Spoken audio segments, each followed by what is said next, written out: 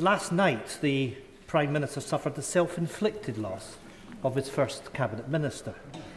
A couple of weeks into the job, it turns out this Prime Minister's judgment is every bit as bad as his predecessors. Speaking of which, we now know that his former friend, the former Prime Minister, plans to hand out seats in the House of Lords to at least 4 Tory MPs, including the current Secretary of State for Scotland. So here's another test of judgment for the new Prime Minister.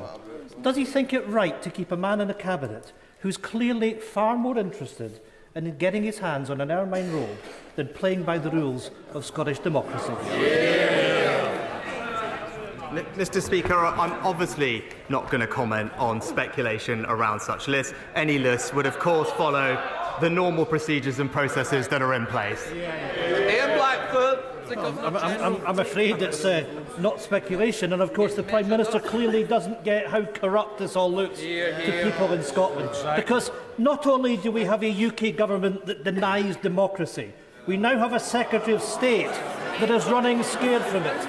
In the middle of a Tory cost of living crisis, the Scotland office is now to be led by a baron-in-waiting, biding his time until he can cash in on the 300-day job for life in the House of Lords.